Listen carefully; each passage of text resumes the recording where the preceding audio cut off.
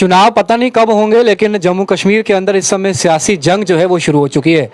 अलग अलग पार्टियां अलग अलग तरीके से बयानबाजी कर रही हैं, लेकिन मुद्दे तस से मस जो है वो हल नहीं हुए अभी भी। बात करें अगर सबसे बड़ा मुद्दा इस समय जो कई सालों से अभी तक जो है वो ज्यों का त्यों पड़ा हुआ है, वो है डेली वेजेस का मसला, जिसे कई सरकारें आई, कई सरकारें चली गई, लेकिन सिर्फ और सिर्फ वोट बैंक की राजनीति की तरह इस्तेमाल किया गया डेली वेजर्स को। आज तक उन्हें उनके हक से वंचित रखा गया। कई ऐसे डेली वेजर्स मेरे भाई जो इस दुनिया में ही नहीं रहे, कई ऐसे में डेली वेजर्स भाई जो रिटायर्ड भी हो गए, लेकिन इसी आशा और उम्मीद में उन्होंने अपनी नौकरी की कि शायद कभी ना कभी कोई ना कोई सरकार या फिर कोई ना कोई नेता ऐसा आएगा, कोई ना कोई ब्यूरोक्रेट ऐसा निकलेगा जिसे हमारा दुख दर्द दिखेगा और वो हमारे हक में कोई ना कोई फैसला जरूर सुनाएगा। लेकिन इसी उम्मीद में कुछ लोग तो भगवान के पास चले गए, कुछ लोग रिटायर्ड हो गए और कुछ लोग आज भी नौकरी कर रहे हैं। लेकिन सवाल यही है कि आखिरकार इनका हक इन्हें कब मिलेगा, कौन सी सरकार या फिर कौन से एलजी साहब जो हैं इन्हें इनका हक देंगे। आज एक बार फिर से इनके पास बातचीत करने के लिए हम पहुँचे हैं।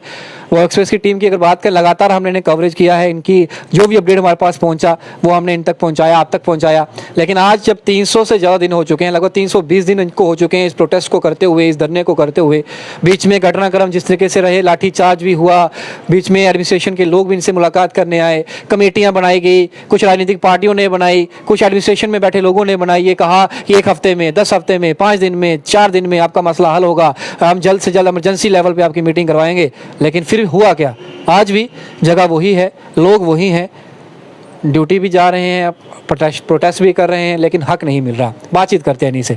क्या लगता है सर, जिस तरीके से अब 320 दिन हो चुके हैं, ये दिन बढ़ते चले जा रहे हैं, लेकिन लगता है क्या अब सबर का बांध टूट रहा है? क्योंकि अब तो भारतीय जनता पार्टी के लोगों से बात करें तो वो कह रहे हैं कि हम करेंगे इनको परमानेंट, सरकार हमारी बनेगी। एनसी वाले कह रहे हैं कि उन्होंने नहीं, हमें सरकार हमारी बनेगी, हम करेंगे। यानी कि अब सभी लोग ये कह रहे हैं कि इलेक्शंस हो, उसके बाद जिसकी सरकार बनेगी उसके बाद हम परमानेंट करेंगे, पहले तो कोई नहीं कर सकता। शुभम जी, आपका बहुत बहुत शुक्रिया। जैसा कि डेली वेजर का मसला है कि मैं कहता हूँ कि पूरे जम्मू कश्मीर प्रोविंस जो अपने लद्दाख तक इसका जो मसला है ये हर जगह पे फैला हुआ है और लोगों की नज़रों में भी है, और सरकारें जितनी भी आई उनके भी जहन में ये चीज़ थी। लेकिन अफसोस के साथ कहना पड़ता है कि सभी सरकारों ने हमारा इस्तेमाल किया, तो इस मसले को जैसे का वैसा था वैसा ही रहा। मैं तो कहता हूँ कि अब ये जो आप जो मौजूदा सरकार की बात कर रहे हैं, मैं तो कहता हूं कि हमें इनके ऊपर इतनी उम्मीद थी कि जैसे ही केंद्र सरकार यहां पे आएगी जम्मू कश्मीर में तो शायद हमारी भी कोई स्थिति बदलेगी। लेकिन मुझे ऐसा लग रहा है कि जम्मू कश्मीर की स्थिति तो इन्होंने चेंज कर दी, लेकिन डेली वेजर जो है आज तक वो सड़कों पर है। कुछ लोग मर गए, कुछ लोग सुसाइड कर गए, कुछ लोग बिना तनख्वाह के घर वापस जा रहे हैं, उनको जो बकाया वेतन था उनको वो भी नहीं दिया गया।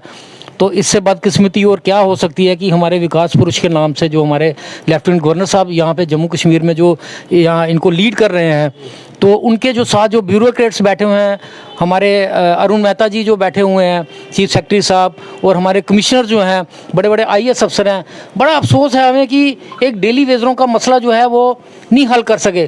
370 रातों रात इन्होंने तोड़ दी, UT बना दी, यहाँ पे जितने भी कानून थे वो सारे चेंज कर दिए गए, लेकिन डेली वेजरों को वहीं सड़कों के ऊपर, और डेली वेजरों की स्थिति वही जो आज से 10, 15 साल, 20 साल पहले थी, आज भी वही डेली वेजरों की स्थिति है। आप मुझे बताइए कि हम इन सरकारों का क्या करेंगे? हमें किसी सरकार के ऊपर कोई उम्मीद नहीं रही। भाजपा ने निराश किया। मैं तो कहता हूं कि भाजपा ने जो पहली सरकार थी उससे ज़्यादा निराश किया। शायद आज वो पहली सरकारें हैं जो हमारी बदकिस्मती समझो कि 2014 में हमारा सारा काम हो चुका था, कैबिनेट की मीटिंग बैठनी थी, हमारा खाली ऑर्डर निकलना था, लेकिन वो कहते हैं कि हमारी शायद तकदीर में ये परमानेंट नौकरी लिखी उस वक्त नहीं होना था हमने, तो वो हमारे श्यामलाल शर्मा जी तब रिज़ाइन दे के आ गए। तो वो कहते हैं कि एक डोगरी का बताया, संडे दे भेड़ दे जाड़े का नास, लड़ाई है उनकी आपस में, पॉलिटिक्स के बीच में उनकी आपस में कुछ पीस लोग और पीस हमारे जो डेली वेजर पीसे गए। तो आज भी इन्होंने हमें फिर दोबारा एक झांसा दिया, एक कमेटी बनाई गई, गठित की गई बीजेपी द्वारा, लेकिन आज आपको भी पता है, वो आपने शायद अरविंदर रैना जी से कई बार सवाल पूछे होंगे कि वो कमेटी कहाँ गई, क्या हुआ उसका, तो उनका भी जवाब यही है कि करेंगे, हम ही करेंगे और कोई नहीं करेगा। मुझे बताइए कि वो वक्त कब आएगा कि जब ये डेली वेजर। उन्होंने नया बात कही है, उन्होंने कहा है कि वो दिन याद करिए 500 रुपये दिया जाता था इन लोगों को और हमारी सरकारों ने इनको 6 से 7 हज़ार पे ला के छोड़ा है। और दिवाली और ईद की बात की 500 रुपये मिलता था, आज तो हम इनको हमने परमानेंट लेवल पे ला के खड़ा कर दिया। अब इनकी बायोमेट्रिक लगती है, अब ये एम्प्लॉई हैं, अब ये परमानेंट कभी भी हो सकते हैं। ये जो बात रविंद्र रैना जी बोल रहे हैं, इनकी बात तो दुरुस्त है। इनको आज तनख्वाह मिल रही है, हमें जो तनख्वाह मिल रही है आज अभी जो इस साल जो है हमें पूरे 12 महीने की तनख्वाह मिली। लेकिन मैं ये एक क्लियर करना चाहता हूँ आपके सामने कि 2011 में जो रेट था ना वो इक्वल हो गया था।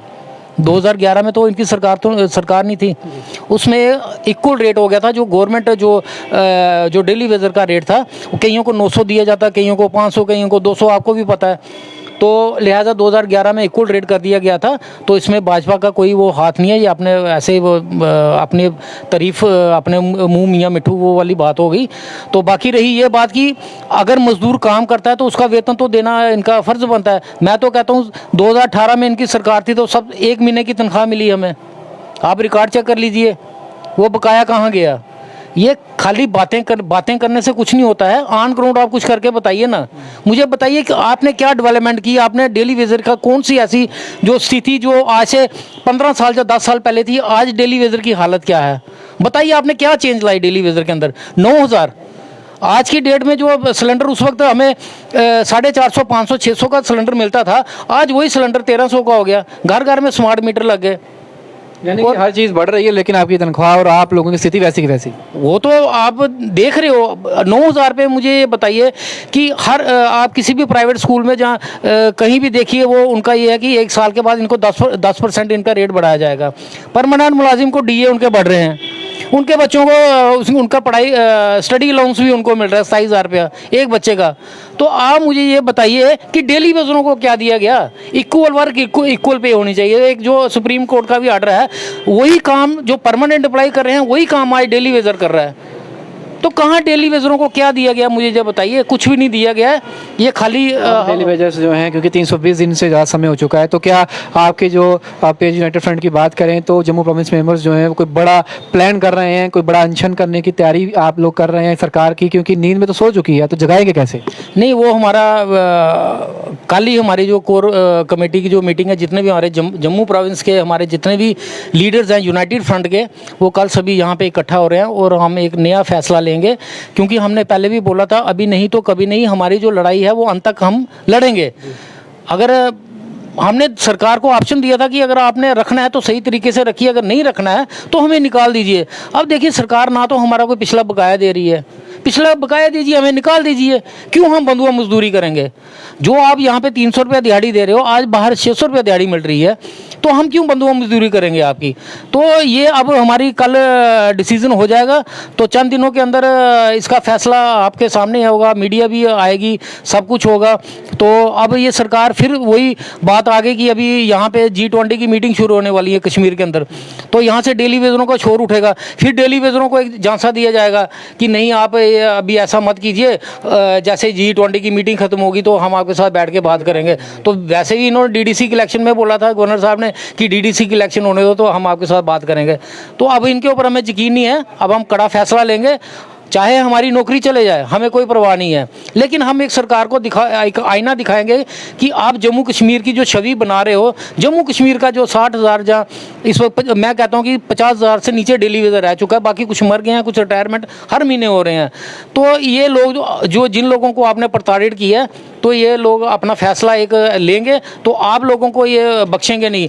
हमें यहाँ स्मार्ट सिटी नहीं चाहिए, हम लोग हमारे बच्चों को एक अच्छी एजुकेशन चाहिए, अच्छी रोटी चाहिए, अच्छा कपड़ा चाहिए।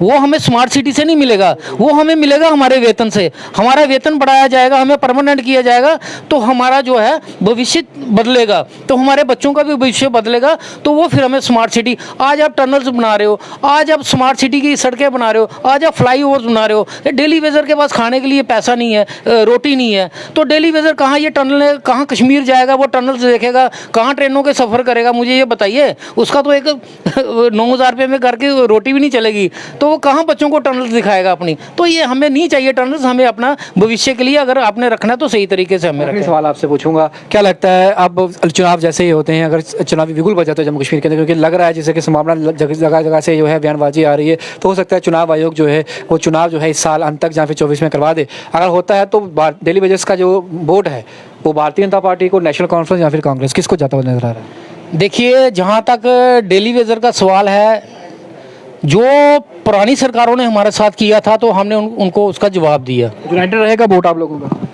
हमारा वोट यूनाइटेड रहेगा। हमने हमारी जितनी भी पहले आपने एजिटेशंस देखी होगी, हमने वहाँ पे भी ऑन मीडिया रिकॉर्ड में बोला हुआ है कि अगर भाजपा सरकार अपने टाइम पे रहते हुए, भाजपा सरकार लेफ्टिनेंट गवर्नर, क्योंकि लेफ्टिनेंट गवर्नर सेंटर से आए हैं तो वो भाजपा से ही वो ताल्लुकात रखते हैं, तो यहाँ के 25 जो एमएलए जीते हुए थे, जो अभी बिल्कुल डमी चेयर में बैठे हुए, उनकी तो बात कोई सुनता नहीं है। तो लिहाजा अगर आप लोगों ने अगर जम्मू कश्मीर में अपना रुतबा बनाए रखना है तो डेली वेजरों का आपको साथ रखना पड़ेगा, उनका मसला हल करना पड़ेगा। ना कि आप ये बोलोगे कि आप बाहर के लोगों का 5-6 लाख वोट बना के तो आप ये सोचोगे कि हम जम्मू का जो यहाँ का डेमोग्राफी इसको आप चेंज करेंगे, वो हम नहीं होने देंगे। क्योंकि हम लोग हमारा जो ये जम्मू कश्मीर है, हम लोगों ने इसको बनाया हुआ है। आज जम्मू कश्मीर की अगर यहाँ पे चेंजेस आ रही हैं तो जम्मू कश्मीर के लोगों ने इनका साथ दिया। आज यहाँ पे अगर सड़कें बन रही है या यहाँ पे कुछ हो रहा है तो उसमें लेबर का हाथ है, तो लेबर को आप कुछ दे नहीं रहे हो। तो यहाँ रही वोट की बात, तो वोट की चोट तो हम देंगे। हमने पहले भी बोला, जितना हमारा जख्म गहरा होता जाएगा तो इतना ही हमारे दिल के अंदर जहर फैलेगा।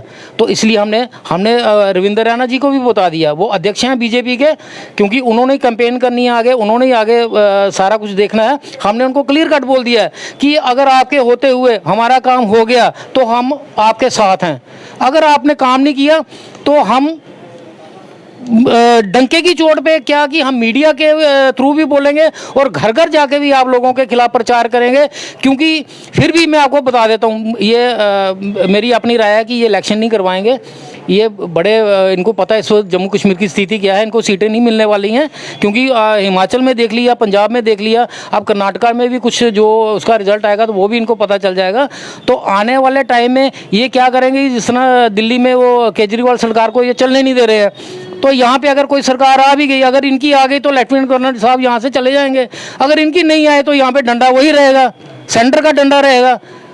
ये देखिए, अगर हम कोई सरकार चुनते हैं ना, अगर हम अपना नुमाइंदा चुनते हैं तो वो अपने भविष्य के लिए चुनते हैं कि ये लोग हमारा काम करेंगे। जब ये सरकार ही लेफ्टिनेंट गवर्नर की रहेगी, आईएएस अफसर यहाँ पे ब्यूरोक्रेट्स बैठे रहेंगे, उन्होंने लोगों को काम करना ही नहीं है, तो हमें क्या फ़ायदा इन लोगों को वोट देके? हम नहीं देंगे इनको वोट। अगर ये हमारा काम करेंगे हम दिल खोल के वोट देंगे। आपके मीडिया के माध्यम से हम बोल रहे हैं। बहुत बहुत शुक्रिया आपका इस चर्चा में हिस्सा लेने के लिए। तो साफ तौर पर दो टूक संदेश है भारतीय जनता पार्टी अध्यक्ष के लिए कि आप काम करेंगे, परमानेंट करेंगे तो आपके साथ वोट भी मिलेगा और आपका साथ और समर्थन भी किया जाएगा। नहीं तो हम घर घर जाके आपके खिलाफ प्रचार करेंगे और आपकी सरकार जम्मू कश्मीर में तो नहीं बनने को रही। और ये भी इनको लग रहा है कि चुनाव शायद ही जम्मू कश्मीर में ये करवा सकते हैं, क्योंकि इनकी सियासी जमीन जो है वो खिसकी हुई है। लेकिन सवाल यही है कि आने वाले समय में डेली वेजेस जो हैं वो किसी भी सरकार का तख्ता पलट करने में जो है वो दम रखेंगे। क्या वोट जो है इनका यूनाइट रहेगा? क्या आने वाले समय में एक बड़ा आंदोलन जम्मू कश्मीर की सड़कों पर देखने को मिलेगा? क्योंकि G20 समिट जो है अब जम्मू कश्मीर के अंदर पहुंचने वाला है, तो उससे पहले का बड़ा अनशन कर सरकार और केंद्र सरकार के सामने ये दिखाना चाहेंगे कि हम लोग जो है वो इकट्ठा हैं, हमारी पावर जो है वो आप देख लीजिए और है तो हमें परमानेंट करिए, नहीं तो हमारा जो वेतन बकाया है उसे आप दीजिए और हम अपने घर पर आराम से बैठे और आप भी आराम से अपना काम करें। अपने कमेंट सेक्शन में रखिएगा, जितना हो सके उतना वीडियो को शेयर करें। समय समय की पल पल के अपडेट आप तक पहुंचाते रहेंगे। इधर के साथ शो मिलेंगे बहु एक्सप्रेस के लिए। जय हिंद।